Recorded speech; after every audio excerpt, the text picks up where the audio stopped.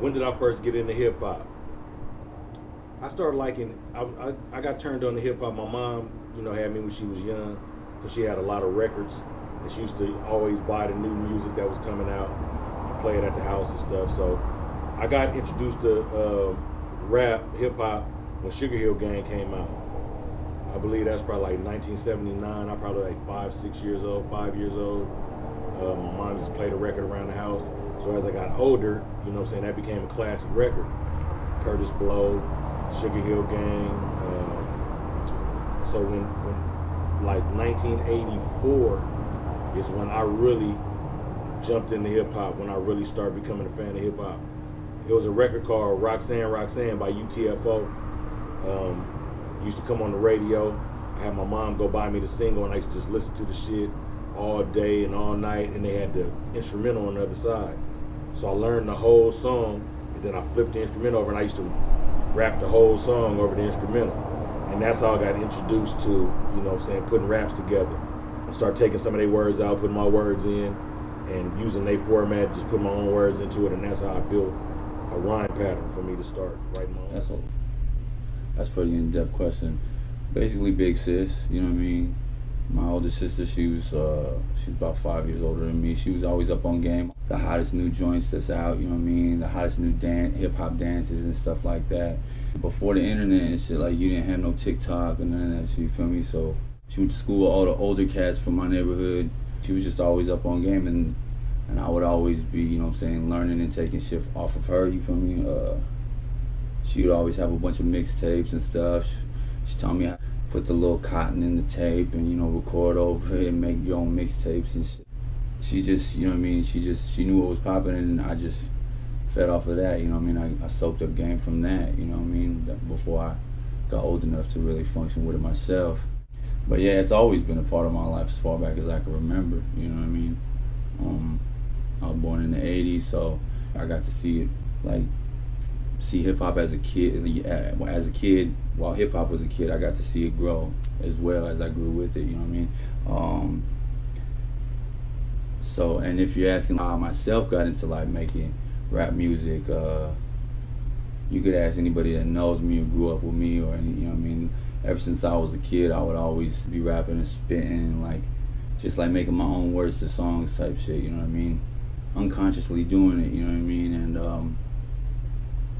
as I grew up, I was always into sports and shit, because when you grow up poor, that's all they tell you is it's either sports, you rapping, or that's how you're gonna get out, and rapping was always far-fetched to me. It's just sports, that was the only way out type shit. But when I was about 15 years old and I really started hanging out, doing knucklehead shit, we was out chilling on the block and smoking, and we was trying to get some drink. So we go to the older homie's house to see if they could buy some drink. We told him, yeah, I will smoke you out, you can go get some drinks and shit. And so a couple of the homies went with a couple of the older homies to the store, and we was sitting on the stairs, Somerset Apartments, out in front of the older homie Bubba's house. His window was right there. He used to always serve sex, smoke out the window and type shit. But I could hear like a rhythm, like a beat, just looping, And at the time I didn't know what it was, but it was a metronome, And so I go up to the window and see Bubba, what's poppin'? What is that? I look in, and he got a little setup, a little lab in his room, He's on a beat machine, just fucking with it, To me, that was whoa, you feel me? This shit got set up in his room. That just seemed so out of reach to me. I used to think to be a rapper, to do that, you had to have a record deal, and you gotta know somebody that knows somebody. So when I seen that, it was oh shit, this shit is possible. I could really do this if I wanted to do that. And to me, that's real life. I experienced, real life independent.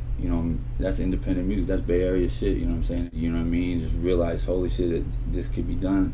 So after that, I started getting serious about it, and got beat machines and samplers. I had an Ensoniq ASR10, got a computer, I had my own little setup in my mom's kitchen. But yeah, that's how I started getting into it. Just the people I grew up around, and the neighborhood I grew up in. Because the neighborhood I grew up in basically was surrounded by train tracks and alleys, it was like a hip hop scene of its own. You know what I'm saying? Graffiti, b-boys, the b-boys that came out of my neighborhood are you know, some world known b-boys like Tommy Boy, aka Fire, Boogie Boy Floyd. You know what I'm saying? Some graffiti artists, some of the top graffiti artists known. You know what I mean? Like Taiwan, rest in peace to my dude Taiwan. You know what I mean? A lot of people will say like he's a Frisco graffiti artist, but really, no, he from Main Street. He grew up right across the street from me. He lived in apartments across the street from me. You know what I'm saying? But